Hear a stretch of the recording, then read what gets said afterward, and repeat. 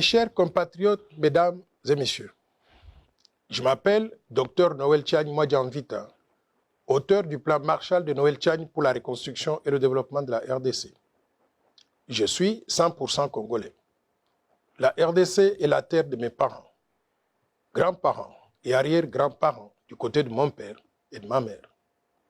La RDC a payé pour mes études primaires, secondaires et aussi universitaires. Je dois tout à mon pays et au peuple congolais. Ma connexion et ma loyauté à la République démocratique du Congo sont très fortes, totales, inconditionnelles et indiscutables. La terre de nos ancêtres, elle est sacrée. Je vous invite tous à protéger notre terre, qui est notre patrimoine commun, et à défendre l'intégrité du territoire et la souveraineté nationale, quelles que soient les conditions et quel que soit le moment. Car cette terre, c'est la seule dont nous sommes propriétaires à 100% et que personne ne doit nous l'arracher sous quelque subterfuge que ce soit. Je voudrais renouveler ma proposition du plan Marshall de Noël Tchiagne pour la reconstruction et le développement de la RDC comme étant la vision globale du développement pour pacifier tout le pays, lutter contre les antivaleurs, promouvoir la bonne gouvernance, développer le capital humain, promouvoir l'autosuffisance alimentaire, créer des infrastructures de base, industrialiser et diversifier l'économie nationale, promouvoir un système financier moderne et robuste, restructurer la Banque centrale du Congo en une véritable autorité monétaire et de régulation et doter le pays d'une monnaie nationale crédible tout en mettant fin à la dollarisation de l'économie nationale. La finalité du plan Marshall de Noël Tchiagne pour la reconstruction et le développement de la RDC, c'est de développer le pays et aussi d'éliminer la pauvreté dans laquelle croupit notre population actuellement. Le coût total du plan Marshall de Noël Tchiagne pour la reconstruction et le développement de la RDC est estimé à 1 000 milliards de dollars sur 15 ans pour faire progresser le produit intérieur brut par habitant de 450 dollars aujourd'hui à 15 000 dollars au moins en 15 ans, tout en créant au passage des emplois et en améliorant les conditions de vie de tous nos citoyens. Ceci est tout à fait possible car je suis convaincu que l'impossible n'est pas congolais. Mais nous ne pourrons pas réaliser ce rêve si la RDC arrivait à perdre sa souveraineté. C'est pour cela que nous devons nous battre pour protéger la souveraineté nationale, étant donné que le destin de notre pays se trouve dans les mains de ses filles et de ses fils que nous sommes. Pour préserver la souveraineté nationale, je propose que la fonction de président de la République démocratique du Congo soit réservée aux Congolais nés de mère et père congolais. La suite logique du verrouillage de l'accès à la présidence exige la même portée de la nationalité au dauphin constitutionnel du président de la République, c'est-à-dire le président du Sénat congolais. Le verrouillage doit aussi couvrir quelques postes de souveraineté nationale, qui sont le président de l'Assemblée nationale, le haut commandement militaire, le haut commandement du commissariat général de la police nationale, le directeur général des migrations, connu communément comme étant la DGM, l'administrateur général de l'Agence nationale des renseignements, connu comme étant l'ANER, les hauts magistrats de la République, le Premier ministre et les ministres régaliens, c'est-à-dire les affaires étrangères, l'intérieur, la défense, la justice et les finances.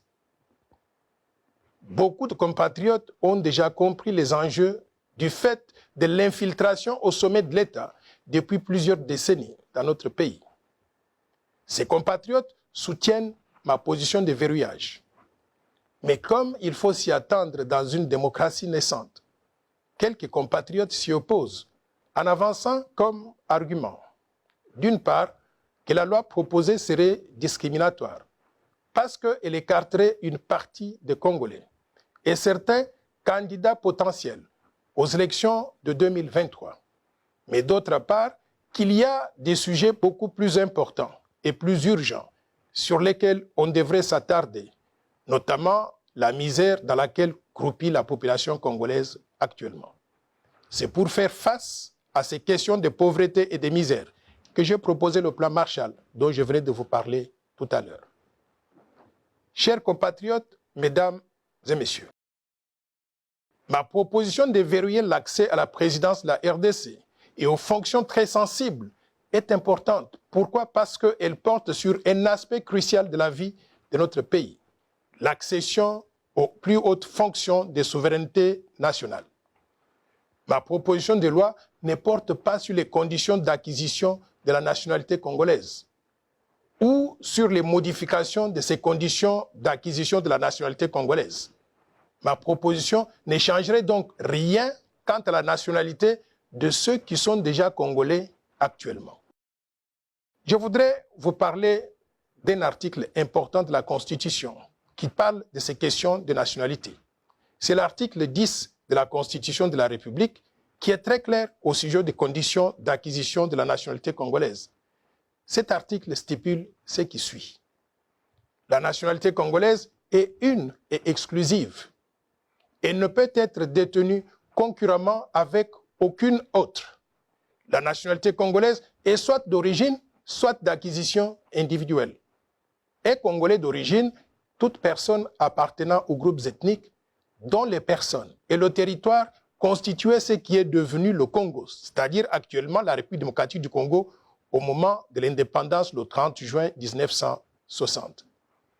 Il y a une loi organique qui détermine les conditions de reconnaissance, d'acquisition, de perte et de recouvrement de la nationalité congolaise. Mes chers compatriotes, mesdames et messieurs, je propose aussi que les révisions prochaines de la Constitution de la République démocratique du Congo permettent aux Congolais ayant acquis des nationalités étrangères de recouvrer la nationalité congolaise d'origine, que personne ne doit perdre. Nous sommes nés Congolais, nous vivons Congolais, nous mourrons Congolais et nous serons enterrés Congolais. La nationalité congolaise, elle est sacrée. Personne ne peut l'arracher à qui que ce soit parmi nous. Sur le territoire national, tout Congolais devra se soumettre aux lois congolaises sans aucune possibilité d'invoquer une quelconque immunité du fait de la détention d'une nationalité étrangère. Au vu de l'histoire récente, il sera prudent, à mon avis, d'exclure la double nationalité avec tous les pays voisins de la RDC, et en particulier ceux qui ont eu des velléités d'occupation de la République démocratique du Congo, et ils sont connus. Chers compatriotes, mesdames et messieurs, depuis 1996, les armées du Rwanda, du Burundi et de l'Ouganda ont été rejointes sur le sol congolais par celles de Zimbabwe, de la Namibie, de l'Angola et de tous les pays du monde venus dans le cadre des opérations de maintien de la paix avec la MONUC d'abord et plus tard avec la MONUSCO. Ces soldats étrangers se sont accouplés avec les Congolaises et les Congolais, donnant naissance à des millions d'enfants qui sont tous Congolais d'après la Constitution actuelle. Nous acceptons tous ces enfants comme Congolais et ils ont droit à tout dans notre pays.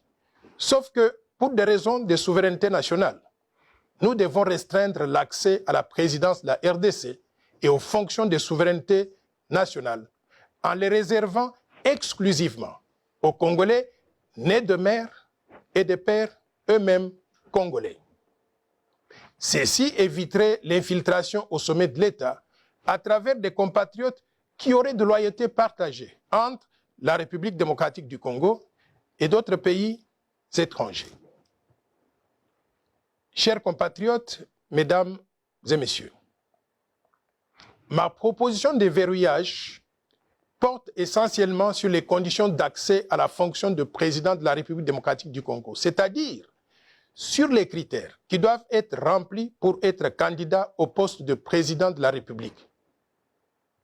Pour le moment, ces critères sont définis par l'article 72 de la Constitution de la République démocratique du Congo qui stipule ce qui suit. Nul ne peut être candidat à l'élection du président de la République s'il ne remplit pas les conditions ci-après. 1. posséder la nationalité congolaise d'origine. 2. Être âgé de 30 ans au moins. Et 3. Jouir de la plénitude de ses droits civils et politiques. Et 4. Ne pas se trouver dans un des cas d'exclusion prévus par la loi électorale. Il convient de souligner que ma proposition de verrouillage vient apporter une condition supplémentaire, un critère additionnel, qui est de limiter l'accès à la présidence de la République démocratique du Congo aux Congolais nés de mères et de pères eux-mêmes congolais.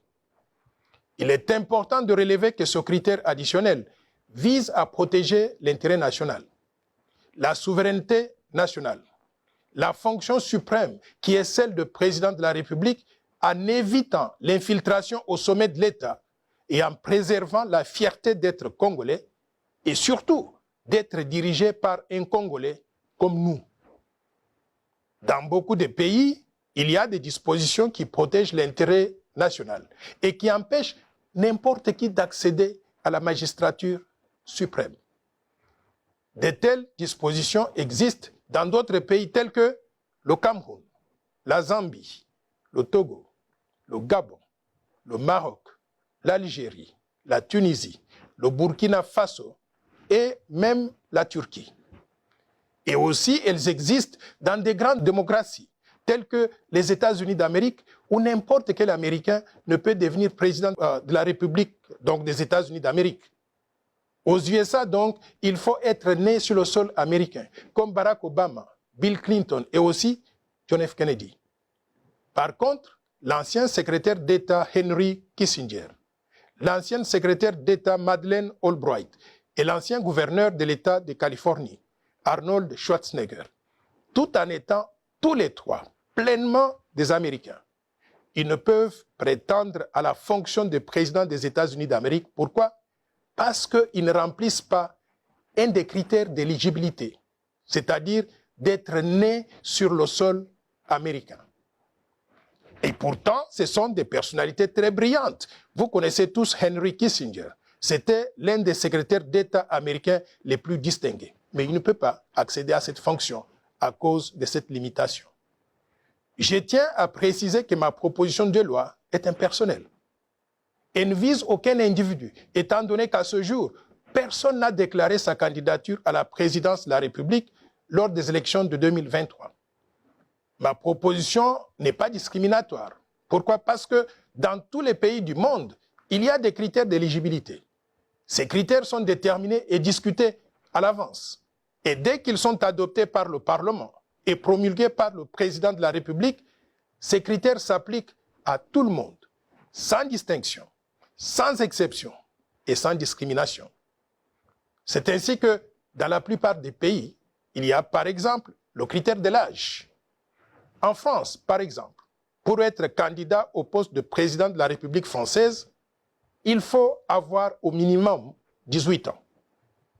Par contre, en République démocratique du Congo, on exige du candidat à la présidence de la République démocratique du Congo 30 ans d'âge au moins. Est-ce qu'on peut dire dans ce cas qu'il y a discrimination par rapport aux Congolais qui n'ont pas encore 30 ans d'âge? La réponse est non. C'est un critère qui a été accepté par tout le monde et qui va s'appliquer à tout le monde aussi. Il convient de noter qu'en République démocratique du Congo, les conditions prévues par la Constitution sont complétées par des critères opérationnels prévus par la loi électorale numéro 17/013 du 24 décembre 2017, modifiant et complétant la loi électorale numéro 06/006 du 9 mars 2006 portant organisation des élections présidentielles, législatives, provinciales, urbaines, municipales et locales, telles que modifiées à ce jour. C'est cette loi qui détermine, par exemple, le montant de la caution à déposer par tout candidat aux élections présidentielles. Mes chers compatriotes, mesdames et messieurs, est-ce que ma proposition de loi est opportune en ce moment précis? La réponse est oui. Lorsque la souveraineté du pays est menacée, il n'y a pas meilleur moment que d'agir immédiatement. Car si le risque identifié d'infiltration au sommet de l'État se matérialise, ce sera trop tard pour sauver notre pays. Le timing de ma proposition de verrouillage coïncide aussi avec les réformes proposées par d'autres organisations de la société civile ou même des partis politiques, tels que la CENCO, qui a présenté la feuille de route des réformes qui toucheraient à la CENI, la loi électorale et aussi la Constitution. Il y a aussi les idées de Martin Fayoulou, qui propose une CENI à présidence tournante. Il est donc opportun de recenser toutes les propositions de réformes institutionnelles, y inclut celle de verrouillage que je porte, afin d'opérer les révisions nécessaires à la CENI, la loi électorale et aussi la Constitution, une fois pour toutes, afin de baliser le terrain pour les élections apaisées en 2023, mais aussi au-delà. Mes chers compatriotes, mesdames et messieurs, je vous invite tous à participer à ce débat d'idées, de façon civilisée et patriotique, sans insulte ni dénigrement, dans le respect de la dignité de chacun, pour contribuer à un climat de paix et d'élections apaisées dans notre pays.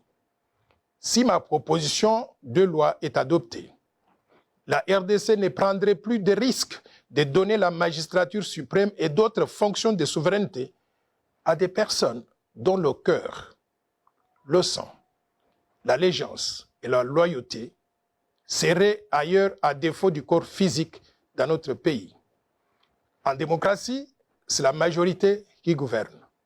Les Congolais nés de mères et pères congolais étant les plus nombreux, il est normal et logique qu'ils aient l'exclusivité de la présidence du pays et les fonctions essentielles de souveraineté pour que nous puissions protéger ensemble notre fierté d'être Congolais, mais également notre souveraineté nationale. Pour terminer, je vous rappelle que tous les Congolais sont égaux. Ils sont les mêmes. Il n'y a pas un seul individu qui soit moins ou plus important que d'autres dans notre pays. Nous sommes des frères et sœurs.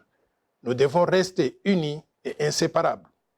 Faisons l'essentiel pour protéger notre patrimoine commun tout en le préservant pour les générations futures. Vive la République démocratique du Congo, vive le vaillant peuple congolais. Je vous remercie.